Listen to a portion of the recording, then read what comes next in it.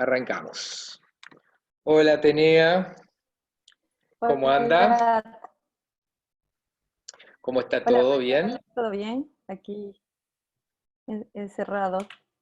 Bueno, vamos a ver si arrancamos con la unidad 5. Hoy tenemos que hablar sobre instituciones. Hoy Sí, tenemos que hablar de la unidad número 5 del programa. Con ella iniciamos la segunda parte del programa. La primera parte del programa era cómo se estudia el desarrollo, y esta segunda parte del programa contenía 5 unidades, de las 5 a la 9, y la titulábamos en el programa Las condiciones del desarrollo humano sustentable. De acuerdo a lo que resolvimos durante la semana de turismo para adecuar el curso a las nuevas condiciones, no vamos a dictar este año la unidad número 7, no la vamos a estudiar. Por lo tanto, como ustedes ven allí, como se ve allí en la presentación, nosotros tenemos en esta segunda parte del programa las unidades 5, 6, 8 y 9. Y hoy nos vamos a meter con esto de las instituciones y el andamiaje organizativo institucional. La idea es pensar la relación que hay entre las instituciones y todo el andamiaje organizativo institucional y el desarrollo. ¿Por qué? Porque diferentes instituciones o diferentes entornos institucionales pueden contribuir al desarrollo de las capacidades de las personas o pueden obstaculizarlo. Es decir, el entorno institucional es fundamental para la promoción o para obstaculizar el desarrollo humano. En ese sentido, las instituciones son fundamentales y hoy queremos conversar con ustedes de ese tema. En el afiche de la semana, en el que llamamos nosotros infograma o afiche, se plantean una serie de preguntas guía. Al finalizar este video, nosotros aspiraríamos a que ustedes puedan responder estas preguntas. Por supuesto que también no nos olvidemos de que tienen que leer el capítulo del manual y que podrían ver las polimedias. son 2. Es decir, es verdad, Atenea, no nos olvidemos Sí, de eso, no son alcanza dos. con el video solamente, No. ¿no? Bueno, pero las preguntas que deberían ustedes ser capaces de responder al finalizar esta semana que comienza el lunes 27 de junio, son, ¿qué son las instituciones? ¿Por qué son importantes las instituciones para el desarrollo? ¿Cómo pueden cambiar las instituciones? ¿Y qué entorno institucional sería el mejor para promover la agencia de las personas? Es decir, para promover la libertad, que en el paradigma del desarrollo humano sustentable que hemos planteado en este curso es fundamental, ¿verdad? El desarrollo es, en última instancia, la ampliación de las capacidades de las personas para hacer de su vida lo que valoren que vale la pena vivir. Entonces, estas serían las preguntas guías.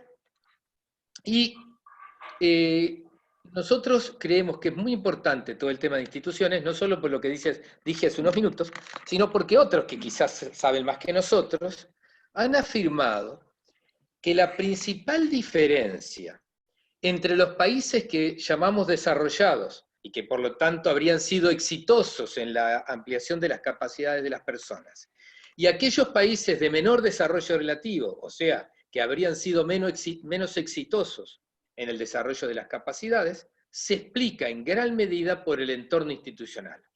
Porque en aquellos países que han sido exitosos, las instituciones, el entorno institucional, ha permitido el desarrollo de políticas públicas capaces de ampliar las capacidades de las personas. Es decir, el entorno institucional haría la diferencia, según estos autores, ¿no? El entorno institucional haría la diferencia entre aquellos países que han tenido éxito en promover el desarrollo humano y aquellos que han tenido menos éxito o que incluso han fracasado.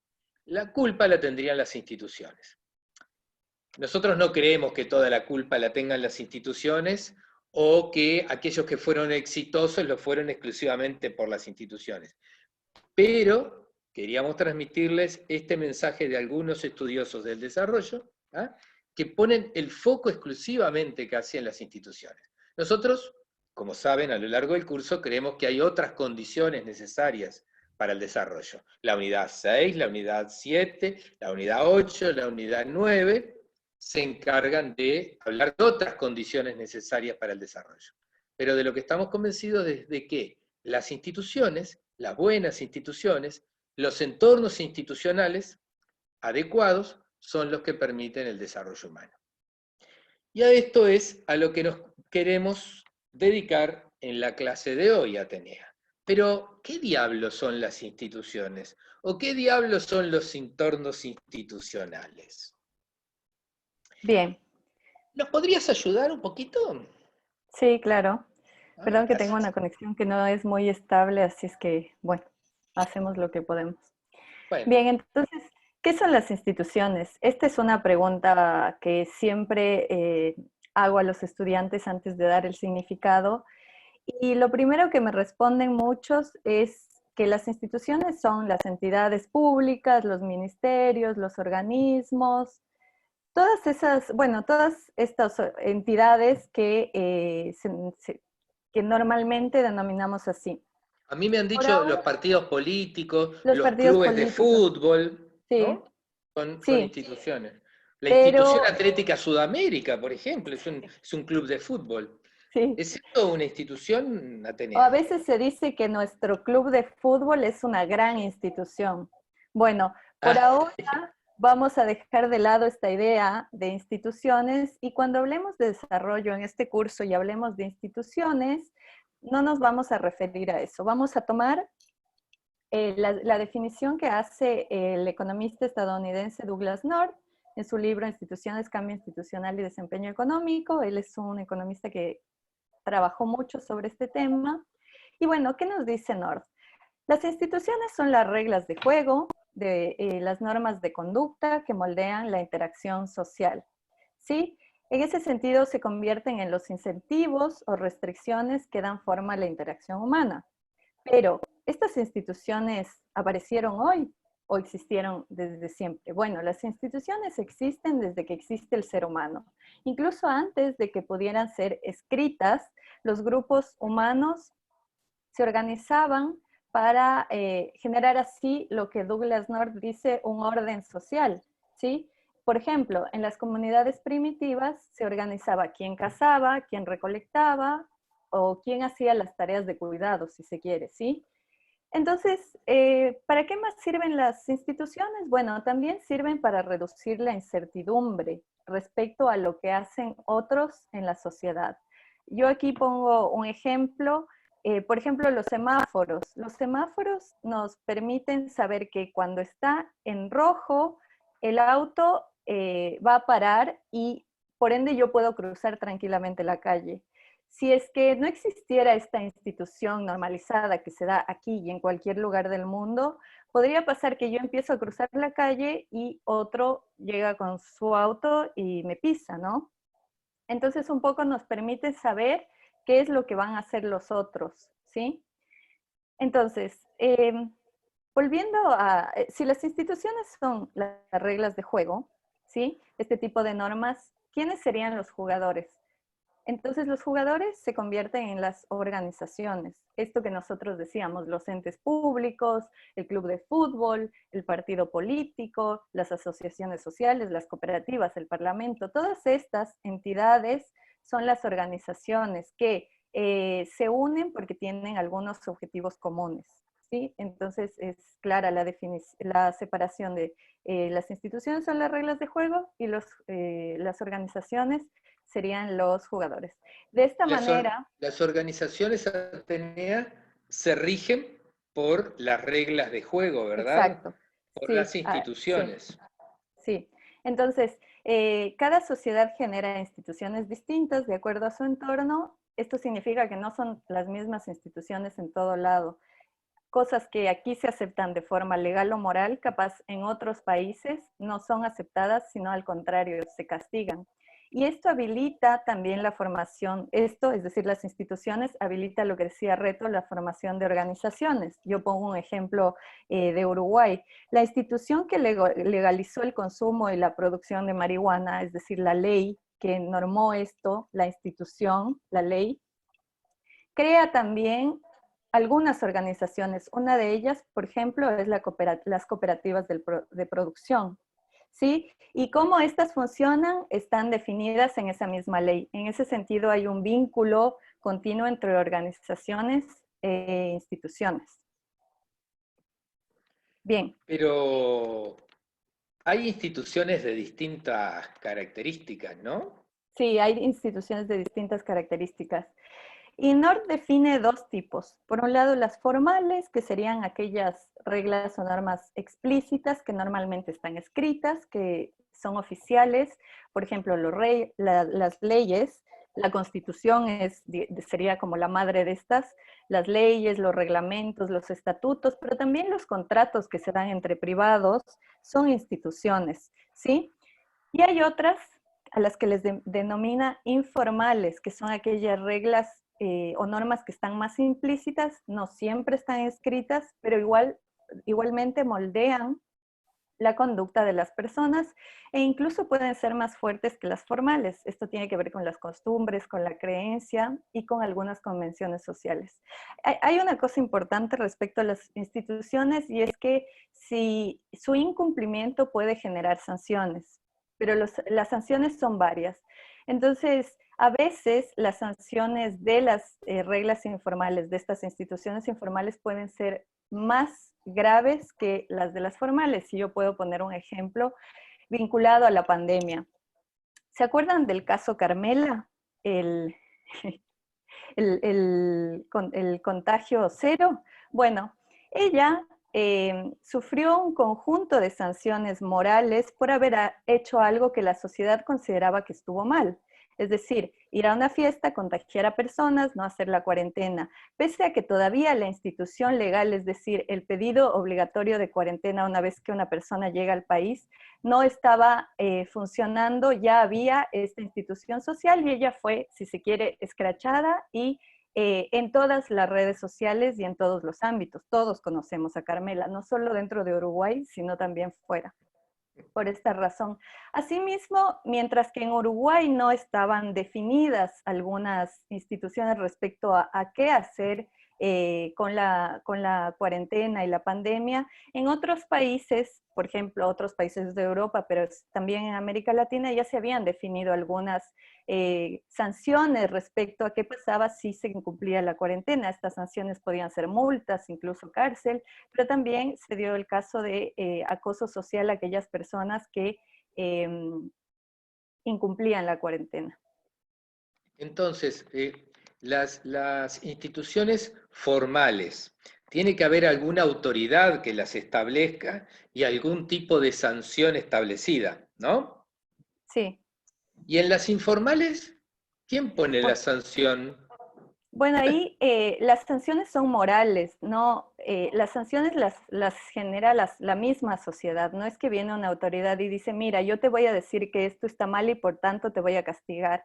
A veces ni siquiera se necesita hablar para sancionar, a veces te pueden sancionar con la indiferencia, te pueden sancionar sacándote del grupo, te pueden sancionar, bueno, de muchas formas que no necesariamente representan, digamos, la formalidad, ¿no? O que haya alguien, una autoridad moral siquiera. Bueno, pero son importantes las formales y las Sí, informales sí, entonces, las ¿no? dos son importantes porque, como decía, las sanciones pueden ser incluso peores. Hay sociedades en donde a las mujeres, por ejemplo, les apedrean en la calle porque no van cubiertas el rostro o el pelo. Y eso no está escrito en ningún lado de que tenga que ser así. Pero es peor que si, por ejemplo, me pusieran una multa. En ese caso yo preferiría una multa que una agresión física, digamos, ¿no? Ahora, para bien o para mal, las instituciones nos dan cierta certeza o saben, Sí. podemos saber por lo menos qué hacer o qué no hacer, ¿no? Sí, por eso son importantes, porque permiten reducir los márgenes de incertidumbre y proveen como una estructura estable, como un marco de convivencia en el que nosotros sabemos que nos podemos mover, que si no lo hacemos pasan tal cosas y si lo hacemos, pues también Exacto. generan incentivos para que lo hagamos en ciertos casos, ¿no? En definitiva, nos orientan a lo que se espera que hagamos y a lo que se espera que no No hagamos. hagamos, Pero sí, también nosotros tenemos la certidumbre de que sabemos cómo va a actuar el otro o esperamos que el otro actúe de determinada manera. Por supuesto sí, que se puede apartar de la regla, se puede apartar de las instituciones, pero lo importante es que esas instituciones nos ayudan a saber dónde estamos parados, para decirlo de manera un poco caricaturesca, ¿no?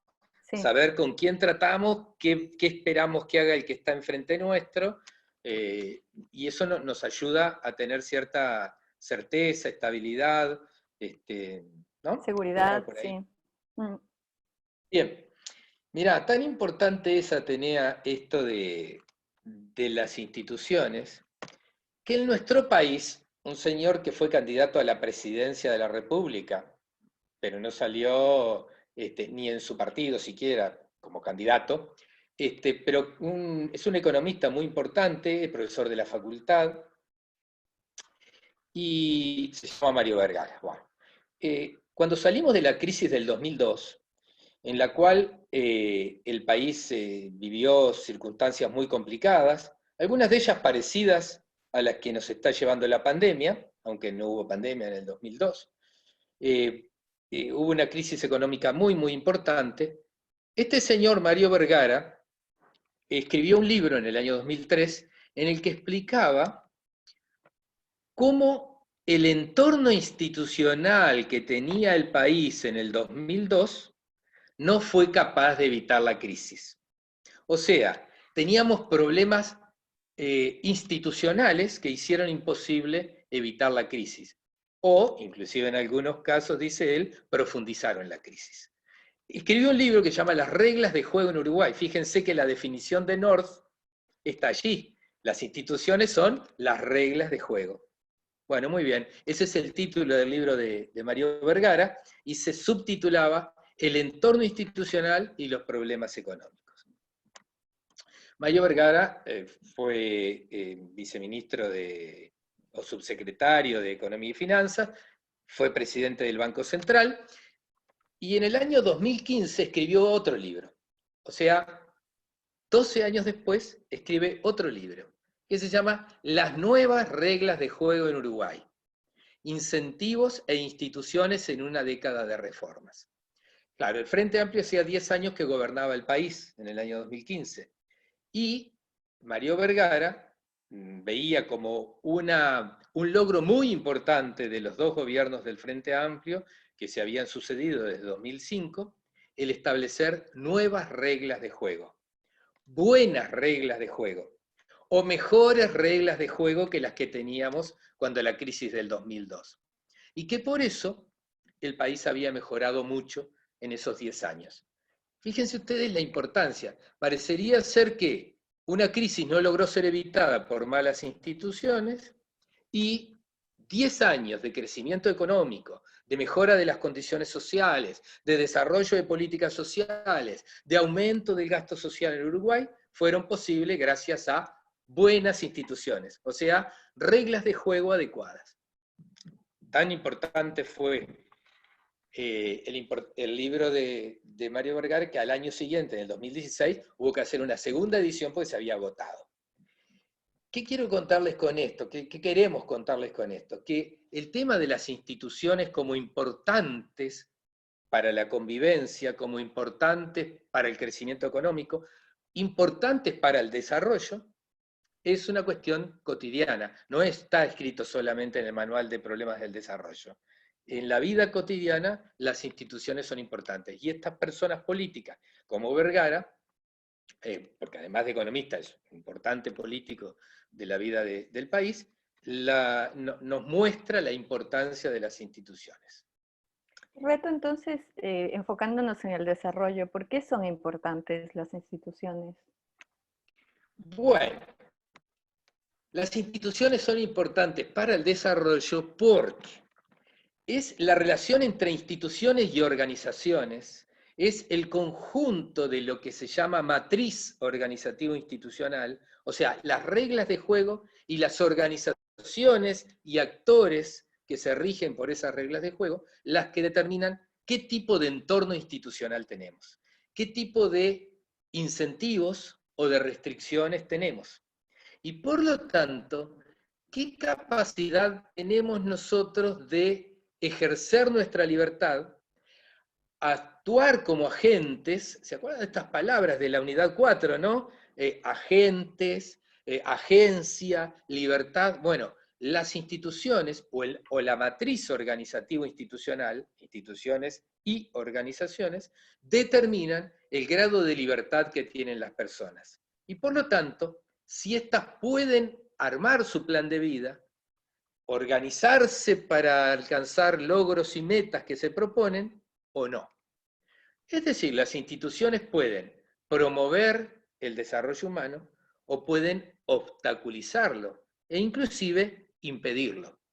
Bajo las dictaduras, por ejemplo, se limita o se anula la libertad de las personas. ¿Es posible el desarrollo en un régimen, o el desarrollo humano me refiero, ¿no? En un régimen en el cual las personas no son libres de hablar, de expresarse, de reunirse, de actuar políticamente? Esa es la importancia de las instituciones para el desarrollo. Estimulan o inhiben la agencia razonada de las personas. Es decir, como decíamos en la unidad 4, hacen que las personas sean más libres o menos libres, o inclusive no libres. Y ahí es donde tenemos problemas importantes. En definitiva, ¿por qué son importantes las instituciones? Porque como hablábamos Atenea en la unidad número 4, las instituciones son las que terminan expresando de alguna manera la concepción normativa. Es decir, las instituciones cuando te dejan hacer algo, se supone porque es bueno, cuando te lo prohíben parece que no. Es decir, las instituciones son las que expresan en la vida cotidiana, son las reglas de juego que en la vida cotidiana promueven lo que es bueno y deseable y tratan de inhibir o evitar lo malo, lo no deseable o lo injusto. Esa es la importancia entonces de las instituciones. Hay una relación muy estrecha entre instituciones o reglas de juego y la concepción normativa o la idea de justicia que se tenga en una sociedad. Entonces quiere decir que si una sociedad promueve instituciones restrictivas de las libertades, pero al mismo tiempo dice que promueve el desarrollo humano, esto estaría en contraposición, ¿verdad? Exactamente. Parecería ser que solo no alcanza con lo que se diga. Como decía mi abuela Chocha, lo que importa es lo que se hace. Si se dice que hay libertad, pero las personas no son libres de elegir lo que quieren ser y hacer con sus vidas, o si no se les brindan las oportunidades para que puedan elegir entre diversas opciones lo que quieren ser o hacer, no estamos en una sociedad que promueva el desarrollo, o no tenemos instituciones que promuevan el desarrollo. ¿Qué función cumplirían entonces las instituciones para el desarrollo, Atenea? Bien, entonces... ¿Para qué servirían las instituciones? ¿Qué te parece? Exactamente, cuando hablamos de función estamos diciendo para qué se crean las instituciones, cuál es su razón de ser y hasta qué problemas deben intentar resolver las instituciones. Entonces, en ese sentido, si nosotros desde el capítulo 1 nos hemos enmarcado en el desarrollo humano sostenible, la función esencial, es decir, la razón de ser de las instituciones, la más importante debería ser incrementar las capacidades humanas para que las personas puedan ser agentes de su vida, ¿no? ¿Y eso qué significa? Bueno, desplegar las mejores prácticas, no cualquier práctica, las mejores prácticas en la dimensión económica, en la dimensión social, en la dimensión política, en la dimensión ambiental, en la dimensión cultural, recordando esto de que el desarrollo humano sostenible es multidimensional, ¿sí? Y también como un poco para bajar a tierra esto, tendrían las instituciones que cumplir con algunas funciones específicas que tienen que ver con, por ejemplo, asegurar una educación gratuita y universal, salud gratuita y universal, ampliar los mecanismos de participación de la ciudadanía para la toma de decisiones, asegurar la igualdad de oportunidades, asegurar la libertad, las libertades entre hombres, mujeres y todos los otros, y todas las personas que conforman una sociedad, ¿sí? Bien, bien, bien, bien. Ahora bien, ¿cómo son esas instituciones? ¿Cómo deben ser? ¿Qué tipo de Entonces, instituciones? ¿Hay alguna bien, regla? cuando hablamos de la institución per se, estaríamos hablando de la forma que toma una institución, ¿no? La forma puede ser, digamos, la ley, el reglamento, el contrato, lo que fuere, ¿no? Pero, bueno, cualquier forma institucional. Entonces, podemos decir que incluso teniendo una lista exhaustiva de las funciones esenciales que deben cumplir las instituciones para que el desarrollo humano sostenible sea posible, no siempre es fácil ponerse de acuerdo en qué tipo de formas institucionales van a cumplir esas funciones, se necesitan para cumplir esas funciones, ¿sí? Entonces, hay algunas formas institucionales que, bueno, hay algunos, aquí voy a señalar tres cosas.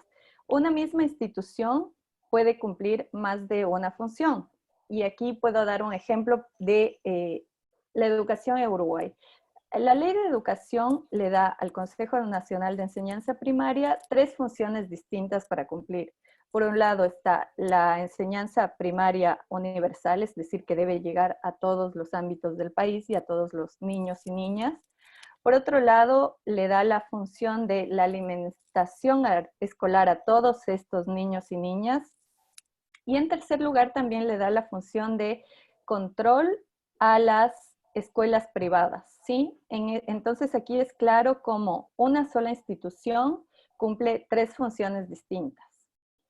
También se da el caso en que hay muchas instituciones cumpliendo una misma función. Y aquí me voy a ir a Ecuador, a mi país, y voy a explicar que la función de justicia, es decir, que se cumpla la justicia y de manera imparcial, se da a través de dos formas institucionales distintas.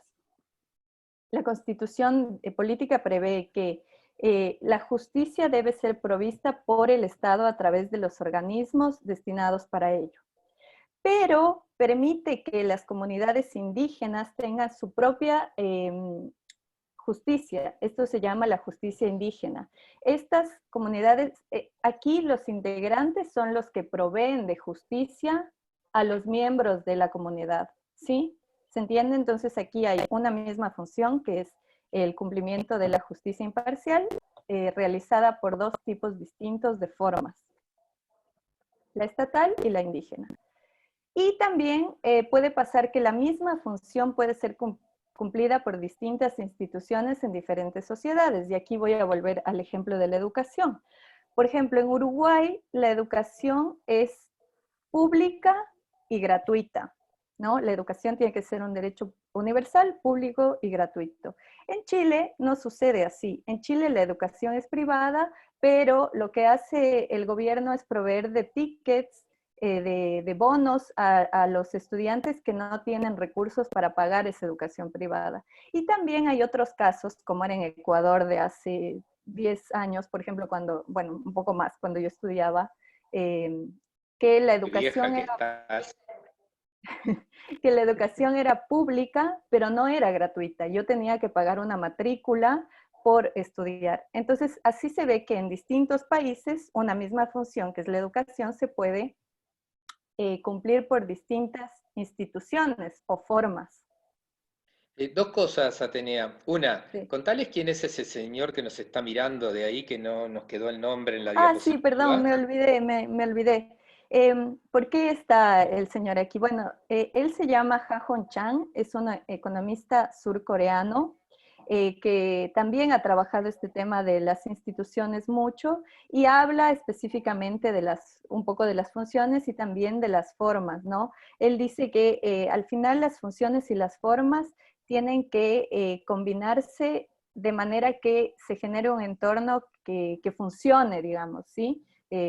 Eso dice. Vamos a volver con Chang más adelante cuando hablemos del cambio institucional y les contaré un poco más de qué habla. Bueno, mi segunda pregunta tenía que ver con que esto que nos estás contando vos de que hay una institución que puede cumplir más de una función, o muchas instituciones cumpliendo una misma función, o en distintos países las instituciones pueden ser distintas para cumplir la misma función, nos hace a que es muy difícil trasplantar y decir, bueno, a ver, cuáles son las instituciones que hay que imponer? Y el amigo Chang se ha dedicado bastante a criticar eso, ¿no? Sí, él habla mucho de que hay algunos investigadores, algunos académicos, pero también algunos hacedores de política pública que están obsesionados con las formas.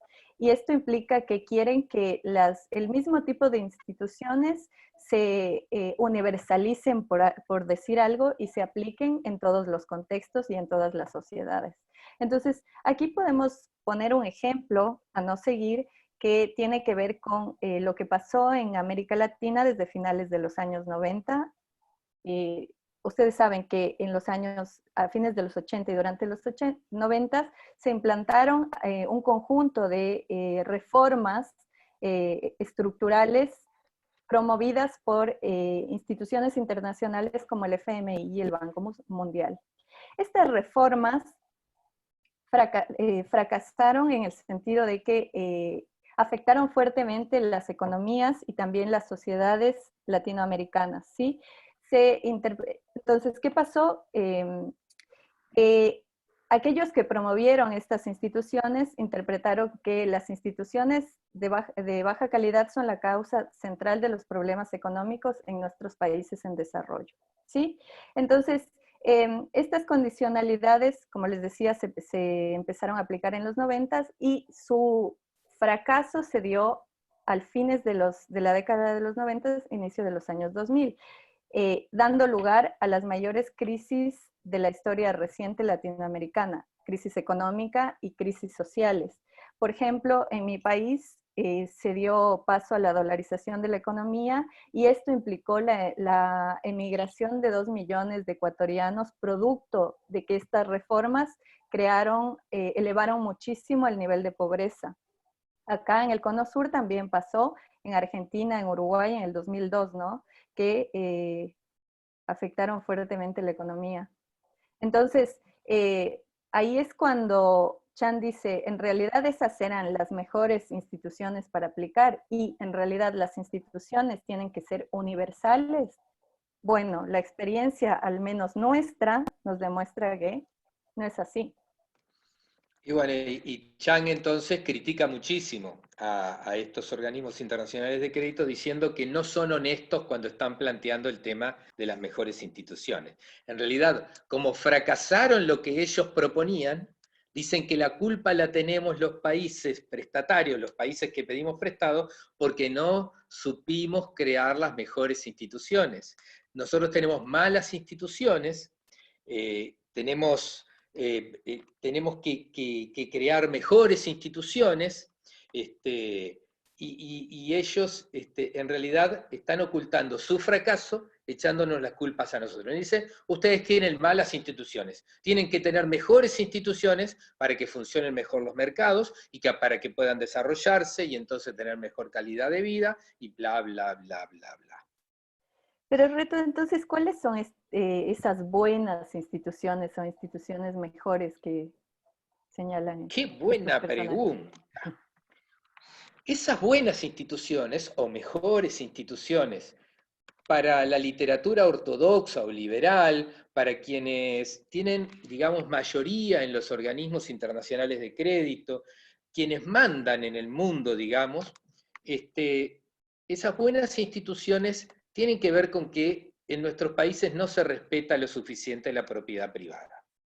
Es decir, la propiedad privada no está asegurada y entonces los empresarios, los inversores, no vienen o se van porque no tenemos reglas de juego claras, no tenemos reglas de juego que aseguren la ganancia, el lucro, el beneficio que estimule a que los capitales vengan a estos países. Esto es visto por Ha-Joon Chang como muy criticable. ¿Por qué? Porque esta forma de ver las buenas instituciones como aquellas que garantizan la propiedad privada, ignoran, mejor dicho, se hacen que ignoran, que hay otras formas de propiedad. Hay otras formas de propiedad que existen y que han demostrado ser muy eficientes. ¿Para que no me mueve esto? A ver ahora. En realidad, hay muchas teorías que han demostrado que los seres humanos no somos solamente seres egoístas, que buscamos nuestro bienestar individual y que buscamos ser felices cueste lo que cueste y que no nos importan los demás. Esa postura, esa visión de los seres humanos como seres egoístas es muy importante, hay teoría respecto a todo esto, pero hay otras teorías que plantean que los seres humanos además tenemos otro tipo de comportamiento, otros anhelos, otros deseos, otras preocupaciones menos egoístas. Es más, hay toda una literatura que plantea que hay comportamientos humanos no egoístas suficientemente importantes para pensar que otras reglas de juego son posibles. Y que no solo la regla de juego que defiende la propiedad privada es la única que hace a la felicidad de las personas. Las personas pueden ser felices también compartiendo, colaborando, cooperando, teniendo con otros planes comunes. Y eso es lo que dice Ha-Joon Chang que tenemos que discutir. ¿Cuáles son las mejores instituciones? ¿Solamente aquellas que tienen que ver con la propiedad privada? No, dice. Hay ejemplos, hay claros ejemplos de otras formas de propiedad que funcionan y que han permitido desarrollos interesantes. Los ejemplos que pone Chang, y alguno de estos es nuestro, ahora voy a decir cuál, Ha-Joon Chang nos habla, por ejemplo, de los recursos comunes en economía ambiental. La atmósfera. La famosa capa de ozono. Esa capa de ozono, esa atmósfera, no es de nadie y es de todos. Y todos podemos usarla, pero nadie se podría apropiar de ella. No podemos hacer que sea propiedad privada de la atmósfera porque es un recurso común. Del mismo modo, hay algunos desarrollos interesantes en la informática que han dado lugar al software libre. Espero que todos conozcan lo que es el software libre, pero es la posibilidad de acceder a programas de procesadores de textos o planillas de cálculo u otro tipo de programas que no hay que pagar para usarlos. Se pueden bajar gratuitamente de Internet. Y se pueden usar, no se pueden vender. Yo no puedo bajarlo y venderlo. No es mi propiedad privada. Tampoco puedo hacer lo que quiero con ellos. Hay ciertas reglas a cumplir, pero se pueden usar de manera comunitaria, de manera que es posible acceder de manera irrestricta a ellos, aunque no me puedo apropiar individualmente. El otro ejemplo que pone Chang es el extraordinario desarrollo que ha tenido China desde los años 90 para acá. En los últimos 15, 20 años, China se ha convertido en la economía más dinámica del mundo. Es más, está compitiendo con los Estados Unidos por el primer puesto como economía hegemónica. Si han leído la prensa o si han escuchado por ahí, se habla de la guerra comercial entre China y Estados Unidos. Es decir, China se ha convertido en una gran potencia. Y allí, la propiedad privada tiene una forma, si es que existe, es muy sui generis, muy particular. Ahí hay formas híbridas entre la propiedad del Estado y la propiedad privada. Hay cooperación entre empresarios públicos y privados, o empresas públicas y privadas, que han dado lugar a un enorme crecimiento económico, pero también a mejoras de la calidad de vida. Es decir, a China le ha ido bien no necesariamente por proteger exclusivamente la propiedad privada. Y también hay algunas otras experiencias, aquí ya se terminó Chang, y somos nosotros los que estamos Por poniendo ahora este se ejemplo. terminó. ¿Eh? Por ahora se terminó el Chan. Por ahora se terminó Chang. Chang vuelve dentro de un ratito. Acá es un paréntesis nuestro, que hay formas de economía social y solidaria muy exitosas que se basan en la cooperación y no en la competencia. No en empresas que compiten entre sí, sino en organizaciones que se crean como forma de conjuntar o de asociar distintas experiencias, experticias, conocimientos que tienen las personas y que lo que hacen es contribuir de manera cooperativa, de ahí viene el nombre, a alcanzar determinadas metas. Les pusimos esto para que después lo busquen en internet. Son imágenes de lo que es el software libre por acá y algunas de sus manifestaciones, nuestro planetita, nuestro planeta Tierra y sus recursos comunes que debemos cuidar, la bandera de China, para ver qué pasa en China, si les gusta hacer alguna búsquedita en Wikipedia, y la sede de la cooperativa Mondragón, en los Países Vascos, en España, que es una cooperativa que tiene más de 80.000 trabajadores. Y que, por ejemplo, a ver, ustedes, yo me parezco viejo a veces porque pongo ejemplos que ya no sirven, pero hay una línea de electrodomésticos, de la línea blanca de electrodomésticos de marca Fagor. En mi casa hay, capaz que la casa de... Bueno, ves, no me pongas esa cara, Tenea, No, pero yo soy ecuatoriana, es por eso. en Ecuador no saben lo que son las No. lavarropas, por eso. Este, bueno, hay heladeras, hay lavarropas, hay cocinas Fagor. Bueno, esa marca Fagor, que es una marca española que se importó mucho en el Uruguay, es una de las empresas específicas que tiene esta cooperativa Mondragón. Pero como si esto fuera poco, Mondragón se ha dedicado también a promover y a exportar desde España emprendimientos cooperativos. Y es una cooperativa que tiene además filiales fuera de España, por lo cual podríamos decir, entre comillas, que es una multinacional, pero que no tiene una forma de empresa privada, sino de empresa cooperativa. No vamos a salir de acá sin decir que, por ejemplo, también en Uruguay es extraordinariamente importante lo que ha hecho el movimiento cooperativo de viviendas. Para dar un ejemplo de extraordinario éxito en los últimos 50 años, 60 años, desde el año 68 en adelante está esta ley de cooperativas, ha permitido la solución de problemas habitacionales a mucha gente, no comprándose su propiedad para sí, sino cooperando con otros para tener una casa habitación junto con otros, pero que es de propiedad colectiva, de propiedad cooperativa.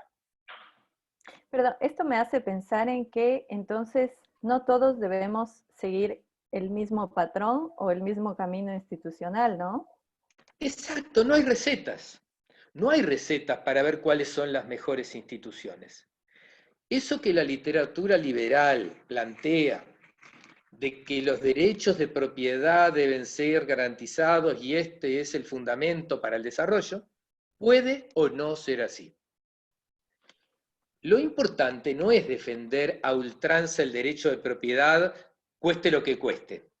Volvamos al capítulo 4, aquella idea de Amartya Sen, de que el derecho de propiedad es valioso, es importante, tiene un valor intrínseco importante, pero no se puede defender a ultranza. Es necesario que las sociedades discutan qué tipo de derechos de propiedad va a tener, cuánto va a defender la propiedad privada, cuánto va a promover la propiedad cooperativa, hasta qué punto hay que defender la propiedad privada, bajo qué condiciones, qué se le tiene que pedir a cambio a aquel que tiene una propiedad o que se apropia de algo, porque lo importante es el bien común. Y a veces, como lo vimos en el capítulo 4, el bien común puede estar en peligro frente a la apropiación privada de algunos bienes y servicios. Es importante recordar aquí lo de Amartya Sen, pero como estamos hablando de instituciones, es importante estudiar en cada sociedad cómo las instituciones promueven, limitan los derechos de propiedad. ¿Qué tipos de propiedad son los que se consagran en la Constitución? ¿Qué tipos de derechos de propiedad son los que garantizan a las personas poseer algo? En fin, no hay recetas, Atenea. Vos preguntabas si hay alguna, no hay ninguna receta. Cada sociedad deberá resolver cuáles son las mejores instituciones. Y la propiedad colectiva en algunos sistemas sociales ha fracasado, en otros funciona bien. La propiedad privada en algunos lugares funciona muy bien y en otros es el origen de muchos problemas. Bien. Bien. Estamos alargando mucho esto, vamos a tener que Sí. aprovechar. Ahora vamos a volver con Ja-Hong Chan y a hablar del cambio institucional, ¿sí? Claro, porque vos me preguntabas si hay recetas, Sí. no, no hay. Cada uno tiene que tener las instituciones que quiera. Pero ¿cómo construir instituciones distintas a las que hay? Sí. Bueno, Chan dice que en el largo plazo las instituciones deben ser estables para evitar el caos, porque si no, no tendría sentido que existan, ¿no? Si estuvieran cambiando todos los días, sería muy caótico para nosotros la adaptación. Pero dice que esto no significa que sean perennes y que nunca cambien. Al contrario, las instituciones cambian, pero este cambio es normalmente progresivo, incremental. Cambian así como cambian las sociedades, ¿sí?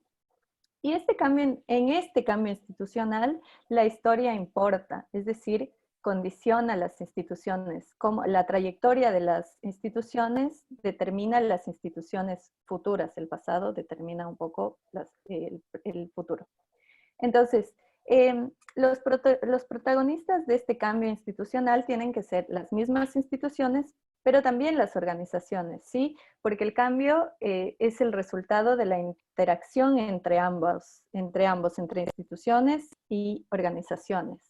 Entonces, ¿por qué? Porque las reglas de juego son creadas por las organizaciones y también son modificadas por las organizaciones, pero al mismo tiempo son las instituciones las que definen a esas organizaciones y cómo van a operar las organizaciones. Entonces, yo les puedo dar un ejemplo muy simple de un cambio institucional promovido por organizaciones. A inicios del siglo XX, en muchos países de América Latina, sobre todo, solo unos pocos podían tener acceso o participar de la vida política. La mayoría, una gran cantidad, mujeres, afros o indígenas no tenían, por ejemplo, acceso a la votación o a ser elegidos para participar en la vida política. Sin embargo, hoy esto no es así. ¿Y por qué? Porque gracias a las luchas de las organizaciones ciudadanas, esto ha ido cambiando con el tiempo, a través del tiempo. Y hoy todos podemos tener al menos asegurado el voto universal, ¿sí? Este es un ejemplo de cómo los unos modifican a los otros. Entonces, como les decía, estos cambios se dan de forma incremental, de a poco, mayormente. A veces se dan cambios radicales, no es común, y ejemplos de cambios radicales se pueden dar tal vez cuando hay una revolución, ¿no? O cuando hay una dictadura. En esos momentos hay unos cambios muy bruscos de generalmente todas o muchísimas de las instituciones existentes. Entonces, Chan nos habla de, no sé si querías agregar algo, Reto. No, para nada, me Bien. pareció muy claro eso. Bien, entonces Chan nos habla de tres tipos de cambio institucional. El primero hace referencia a la imitación, es decir, que un país importa instituciones que han funcionado en otros países. ¿Por qué esto? Para lograr los mejores resultados sin pagar el mismo precio. Este puede ser el caso, por ejemplo, de los países en desarrollo, ¿sí? Que copian las mismas instituciones de países que hoy están desarrollados en los momentos en que estaban en el mismo nivel de desarrollo que nosotros, digamos. Entonces, pero en condiciones distintas. Chan pone un ejemplo que más o menos al inicio del siglo XX, Estados Unidos tenía el mismo nivel de desarrollo económico que México tiene hoy, ¿sí? Pero en esa época, en Estados Unidos, por ejemplo, las mujeres no tenían derecho al voto, había algunas minorías étnicas estaban privadas de sus derechos civiles, aunque de facto no había banca central, no había ley de competencia, no había derechos de propiedad claros. Hoy México tiene todas estas condiciones y puede aplicar algunas instituciones, imitar algunas instituciones de esa época en Estados Unidos sin cometer los mismos errores. A eso se refiere con la imitación. Ahora, esto no siempre resulta exitoso. ¿Por qué? Porque a veces en la imitación se puede dejar de lado el contexto social o se puede dejar de lado a los actores, a las organizaciones. Y aquí puedo poner un ejemplo. Hablando de esto de las reformas estructurales de la década de los 90, ¿se acuerdan que en Uruguay hubo la propuesta de privatizar la seguridad social? Esa misma propuesta se planteó en Ecuador, se planteó en Argentina, se planteó en Chile. Sin embargo, en dos de esos países, en Uruguay y en Ecuador, esta propuesta fue rechazada a través de un referéndum por la sociedad. Sí, fue la sociedad la que permitió que esta imitación no se diera. Sin embargo, en Argentina y en Chile, sí, el uno en democracia, el otro en dictadura, pero en cualquier caso, la seguridad social fue privatizada. Y hoy vemos, por ejemplo, con el estallido social chileno, cómo ha afectado esta privatización a ese país. Bien, pasamos Vamos. al segundo tipo de cambio institucional, que es la adaptación. Esto es que es como traer instituciones de otros países, pero modificándolas de acuerdo al contexto, de acuerdo a las organizaciones y de acuerdo a las instituciones que ya existen, ¿sí? Chan dice que a veces esto es lo menos costoso y porque en realidad sí siempre es necesario hacer algún grado de adaptación a la localidad, digamos, ¿no? Entonces, una institución formal que parece estar funcionando bien en un país avanzado puede no funcionar bien en otro país. Entonces, él pone un ejemplo de que sería difícil introducir un impuesto al valor agregado IVA en países donde la gente no tiene el hábito de pedir o emitir recibos. En ese caso, ¿de qué sirve un IVA? ¿No? Entonces, lo que importa es cuál es el resultado institucional y por eso esta puede ser una opción. Hay un tercer tipo de cambio institucional que es la innovación. ¿Qué significa esto? Crear instituciones, ¿sí? De acuerdo al contexto propio, de acuerdo a la sociedad. Esta característica ha sido también una característica de muchas historias de éxito en el mundo. Pero esto no significa que vaya a ser exitosa de por sí. ¿Por qué? Porque necesita que las organizaciones acepten, que las organizaciones legitimen esta nueva institución. Y para que esto suceda, esta legitimidad suceda, tiene que estar vinculada la institución nueva a la cultura, a las instituciones preexistentes, ¿sí? Igual Chan dice que en cualquiera de los casos, sea en imitación, adaptación e innovación, las instituciones necesitan legitimidad para poder funcionar. Sin esto es difícil, ¿sí? ¿Sabes por qué es difícil? Porque hay distintos niveles institucionales. Hay un señor que se llama Oliver Williamson, ¿Sí? que dice que hay que tener muy en cuenta los niveles institucionales cuando vamos a hablar de cambio institucional. ¿Qué quiere decir con niveles institucionales? Que hay instituciones que están de alguna manera por encima de las otras. Que hay instituciones que su importancia es tal que generan sobre otras instituciones que están por debajo cierto condicionamiento.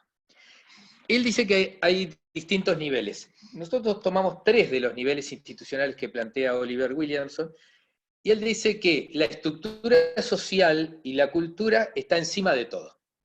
Son las instituciones informales, las costumbres, las creencias, el poder de facto, el poder de hecho, el poder de uno sobre otro sin que esto esté escrito en ningún lado. ¿Ah? Por decir algo para los que vienen del interior, los caudillos, ¿ah? Que tienen poder sobre otras personas, pero que no sale de que se le impone la ley, sino de cierta creencia de que es superior o que tiene mayores capacidades la otra persona y yo le voy a hacer caso. O hay una cuestión que no la dice Chang ni la dice Williamson, sino que la decimos nosotros, que está muy presente en la cultura rioplatense, no solo en la uruguaya, la famosa viveza criolla. La viveza criolla es una forma de ser, una forma idiosincrática de los uruguayos y argentinos que tratamos de sacar ventaja. Eso pasa también en los peruanos, en los colombianos, los ecuatorianos no somos así. A los ecuatorianos no. No. Muy bien, nosotros sí, tenemos que reconocer que es nuestro pecado original. La viveza criolla hace que uno dé la palabra, pero si puede después zafar, zafa. Firma un documento, pero si después puede no cumplir, no cumple. ¿Ah? Esto es impensable, por ejemplo, en la cultura japonesa, donde el valor de la palabra empeñada hace absolutamente obligatorio el cumplimiento para las personas. En Japón podríamos decir que el firmar un contrato es simplemente una formalidad, porque en realidad el acuerdo verbal es el que finalmente garantiza que eso se va a cumplir. Nosotros tenemos que firmar contrato y poner la policía al lado y al juez al lado, pues si no, no lo cumplimos. Vamos a dar el ejemplo de los argentinos en el año 2001. Las personas que tenían un contrato firmado con los bancos porque habían depositado dólares en esos bancos, cuando fueron a buscarlo, los bancos le dijeron, no, ahora no podemos porque no tenemos. Sí, pero ustedes se comprometieron a que yo ponía y ustedes me... Sí, pero no, te lo vamos a devolver en 4 años, en 5 años, en 7 años o no sé cómo. Y al precio del dólar, del 1 por 1 y no al precio del dólar que estaba en ese momento. Y ya no en dólar. ¿Eh? Y ya no en dólares. Y ya no en dólares. Es decir, hay creencias, costumbres, formas de ser que son instituciones informales y que condicionan mucho el tipo de reglas de juego formales que pueden existir en un país. Ese es el segundo nivel que dice Oliver Williamson. Las leyes, los decretos, las ordenanzas, que son las que garantizan la convivencia social en buena medida, tienen que estar en diálogo y en acuerdo con la cultura, con las creencias, con la idiosincrasia de esa sociedad. O por lo menos tratar de incidir sobre esas costumbres, sobre esas ideas, sobre esas creencias, para realmente poder ser efectivas. Si no, como decían nuestros colonizadores españoles, la ley se acata pero no se cumple. Bueno, se acepta que la ley está ahí, pero si puedo violarla, la violo. O echa la ley, echa la trampa también, ¿no? Es ese dicho, exactamente. Ese dicho tiene mucho que ver con lo que estamos hablando, Atenea. Es decir, las instituciones informales son tan fuertes que a veces condicionan el cumplimiento de las formales. Y dentro de las reglas formales están estas reglas de juego, leyes, decretos, ordenanzas, etc. Y un poquito por debajo están los contratos o acuerdos entre los actores. Las instituciones relacionadas con los actores del juego, dice Williamson. Esto es contratos de alquiler, contratos de trabajo, estatutos de una organización dada, que no pueden contradecir a las leyes o a los decretos.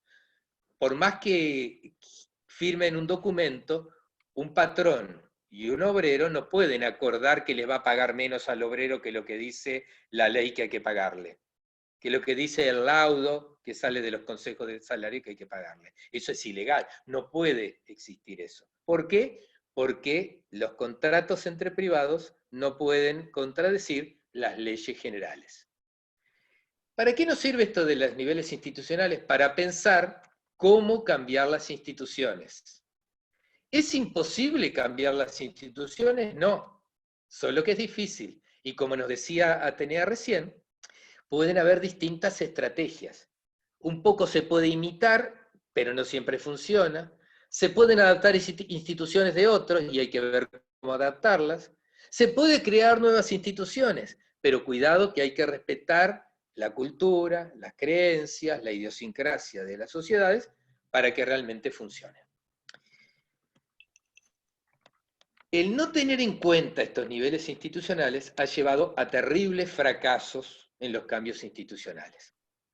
Como dice la diapositiva, gran parte de los fracasos de las reformas políticas e institucionales, especialmente en los países que buscan desarrollarse, se debe a una muy débil o inexistente articulación entre los distintos niveles institucionales. No se tiene en cuenta todo esto que hablábamos recién. Y se trata de imponer entonces un cambio institucional, se trata de implementar una política que va en contra de la cultura de ese pueblo. Y entonces, como dijo Atenea hace un ratito, echa la ley, echa la trampa, y no funciona.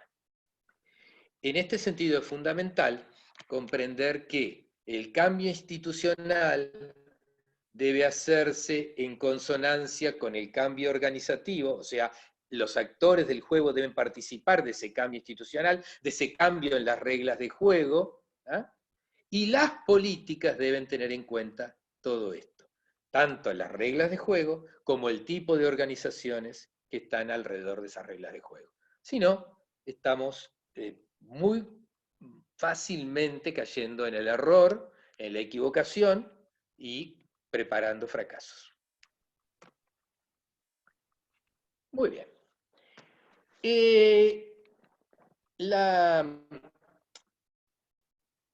Lo que acabamos de ver hasta ahora nos tiene que ayudar a entender que si bien las instituciones cumplen determinadas funciones para el desarrollo, la función de promover, ampliar las capacidades de las personas, de promover las mejores prácticas económicas, sociales, institucionales, políticas, etc., ¿ah? Que pueden a través de la política económica, de la política educativa, de la política ambiental, garantizar la mejor forma de vida de las personas, no está claro cuál es la mejor forma institucional para cada sociedad. Es decir, que tengan que cumplir las instituciones con cierta función, no nos dice en definitiva cuál es la forma institucional más adecuada. ¿Cómo resolver entonces cuáles son las mejores instituciones, las mejores formas institucionales? Bueno, esto varía de sociedad en sociedad y la única forma de resolver cuáles son las mejores instituciones, cuáles son las mejores formas institucionales, es la deliberación pública, es la discusión y la elección colectiva, es decir, que democráticamente las sociedades busquen cuáles son las mejores instituciones para alcanzar sus objetivos de desarrollo. En este sentido, la democracia empieza a aparecer en nuestro planteo de hoy como una institución importante. Esta que acaba de decir lo sacamos de un artículo de Rodrik y Subramanian, son dos economistas también que hablan de la enorme importancia que tienen las instituciones para el desarrollo. Sí, Atenea, perdón. No, iba a decir que en el sentido de lo que tú dices, si es posible entonces que la democracia ayude a las sociedades a tener mejores instituciones, parecería entonces que la democracia tiene una impronta importante en las sociedades, ¿no? Es importante. Y bueno, Ese es nuestro último tema de la tarde o noche de hoy, Atenea. sí, y bueno, no lo digo solo yo, sino que varios autores han planteado que la democracia, de hecho, podría ser una institución fundamental para el desarrollo, y nosotros hablaremos de desarrollo humano sostenible, y de hecho por eso la llaman una macroinstitución, es decir, una institución la más grande, la más importante de una sociedad. reto. Dale, la tenía tranquila. ¿Saben lo que voy a buscar? Voy a buscar un enchufe porque se me está terminando la Dale, ¿puedes batería. pasar la diapositiva y solo sigo Puedo hablando? pasarla mientras, sí. Dale. Bien, volviendo a la democracia como macroinstitución. Eh, Macroinstitución quiere decir la institución más grande. En este caso, algunos autores piensan que es la más importante en la sociedad. Entonces, asimismo, Kilsberg plantea que la participación, es decir, la democracia debería ser o puede ser una estrategia fundamental. En ese sentido, la libertad política, la participación en la toma de decisiones, el involucramiento en esa toma de decisiones, constituyen piezas claves del desarrollo institucional. Y cuando hablo de toma de decisiones, me refiero, por ejemplo, a las políticas públicas que tiene un país o que define un país. Entonces, que las personas sean partícipes de del proceso de las políticas públicas, es decir, que participen en el diseño, que participen en el monitoreo y que participen en la evaluación, puede ser una buena estrategia para tener mejores instituciones y de esa forma propender al desarrollo, ¿sí? Entonces, ¿y cómo se hace para que la gente participe de esas discusiones? Bueno, es necesario que se generen estrategias para que nuevamente estas personas formen parte. Por ejemplo, que el Estado, o bueno, los gobiernos, tanto nacionales como seccionales, generen espacios de discusión, de involucramiento a las personas para que puedan presentar sus necesidades, pero también proponer soluciones adaptadas a su propia realidad, ¿sí? Y en este sentido, cuando hablamos de políticas y si hablamos de desarrollo humano sostenible, tendríamos que pensar en que la sociedad debería promover las políticas proagentes, ¿se acuerdan? El agente es aquel que construye la vida como considera valioso y en ese sentido las políticas deberían ir alineadas hacia ahí, ¿no? Muy bien, tengo que pedirle disculpas a Atenea que me pasé una diapositiva para adelante que ahora tuve que volver para atrás, pero creo que ha quedado claro desde dónde viene la importancia de la democracia, la necesidad de la participación, del involucramiento ciudadano para que las políticas de desarrollo sean políticas que promueven el protagonismo de las personas, promueven la agencia de las personas, lo que nos decía recién Sí. Atenea. De Parecería ser hecho, que el sistema de... Sí, no, dale. iba a decir que de hecho a veces el problema que tienen las políticas es que cuando no incluyen agentes, perdón, cuando no incluyen a los actores sociales, fallan, porque les falta Exacto, esa pata. Y exacto. sobre eso ampliaremos en la unidad 10. Muy bien. ¿Pero qué es la democracia? Esa es una buena pregunta para ¿Qué es hacernos. la democracia? A veces uno cree que democracia es elegir cada 5 años a ver quién nos gobierna. Y bueno, en parte también es eso, pero no alcanza con eso. El Estado democrático de derecho implica no solamente elegir quién nos gobierna, sino además tener participación directa o indirecta en las decisiones que se toman. Indirectamente a través de los representantes, sí que se eligen, pero no porque tengan una carta abierta para hacer lo que quieren, no un cheque en blanco para hacer lo que quieren, sino que el contralor, la rendición de cuentas de quienes gobiernan, o la participación directa. Hace un rato Atenea nos hablaba de los plebiscitos que en el caso de Uruguay hicieron que se frenaran buena parte de las reformas de mercado que fueron promovidas en su momento, la defensa de las empresas públicas. Hay determinados instrumentos que tiene la democracia que hacen posible participar de las decisiones, de la toma de decisiones, o de cuestionar aquellas decisiones en las que no está la mayoría de acuerdo. Eso es muy importante, pero además el Estado democrático de derecho da libertades de otro tipo, no solo para toma de decisiones políticas, para poder expresar lo que uno piensa, para poder organizarse con otros para alcanzar objetivos, para reclamar derechos, para reivindicar algunas de lo que consideramos satisfacción de necesidades de las personas. En definitiva, lo importante de la democracia, más allá de votar cada 5 años, es que se trata de una forma de vida, de una forma de convivencia social, en la que los distintos miembros de la sociedad, que son distintos entre sí y que pueden pensar de manera distinta y tener intereses contrapuestos inclusive, todos los miembros de la sociedad son libres e iguales. Y acuerdan determinadas formas de resolver sus problemas, que por supuesto a veces implica mayorías y minorías. El asunto es que lo que plantea la mayoría se convierte en obligatorio para todos, pero respetando el derecho de las minorías.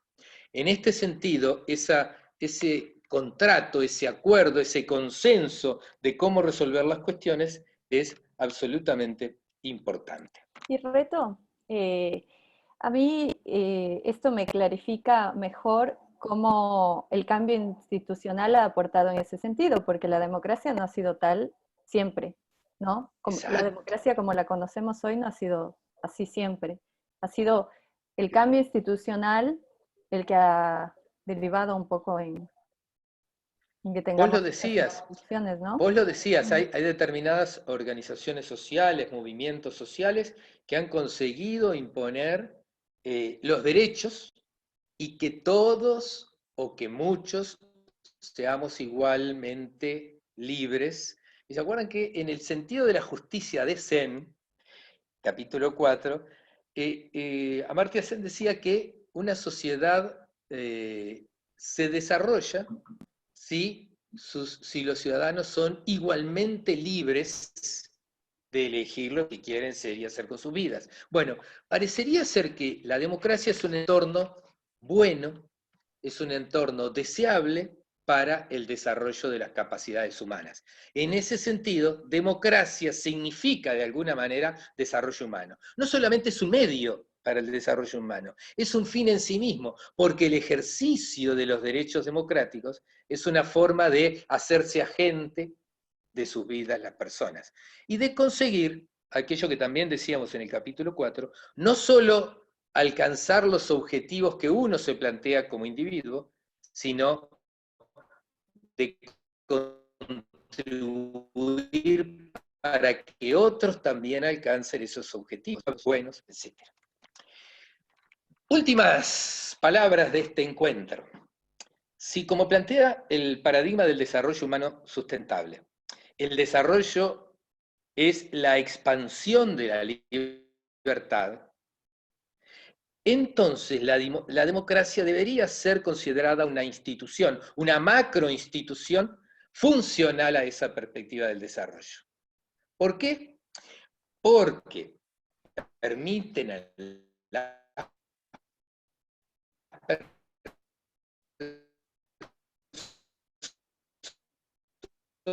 personas, a los ciudadanos, políticas, como decíamos hace un ratito, pero también los servicios económicos, el acceso a bienes y servicios que satisfagan las necesidades de las personas, pero también la oportunidad social de ser de hacer o ser lo que uno quiere, oportunidades en términos educativos,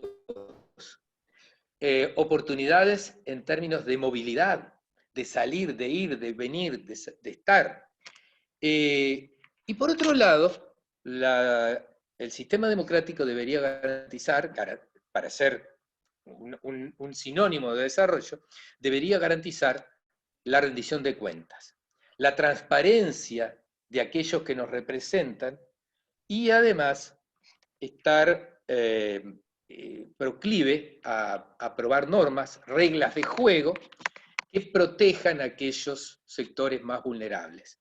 Entonces, en ese sentido, las libertades instrumentales estarían garantizadas dentro de un régimen democrático. Y en ese sentido, la democracia se convertiría en un vehículo y en un entorno adecuado para el desarrollo. En un vehículo para el desarrollo porque nos acerca a él, y en un entorno adecuado porque el propio ejercicio de la democracia es expresión de desarrollo. Como cierre, el derecho al desarrollo es un derecho que está proclamado por las Naciones Unidas y que establece que los individuos son titulares de derechos y no receptores de acciones asistenciales. Esa imagen de caridad, de ayuda, no es desarrollo. La caridad es caridad. El desarrollo es ampliación de las capacidades de las personas que como agentes planifican una vida y ejercen en esa vida todas las acciones necesarias para alcanzar las metas que se proponen. Las instituciones son una pieza clave para esto, para garantizar el derecho al desarrollo, para propiciar un entorno favorable al desarrollo. En conclusión, Atenea, uno podría decir, dime qué instituciones promueves y te diré qué desarrollo, en qué proceso de desarrollo estás. las mejores palabras para terminar este encuentro. Bueno, Bueno, nos tenemos que despedir, Atenea. sí, nos vemos ¿Sí? en una Bueno, yo próxima. me despido de vos también y de Sí, todos y de todas. ¿Ok? que estén Nos bien. vemos, nos vemos en la unidad 6. Bueno, chao. Chau, chau a todos y a todas. Ah, tengo que cortar esto. Sí. Voy. Detener la grabación.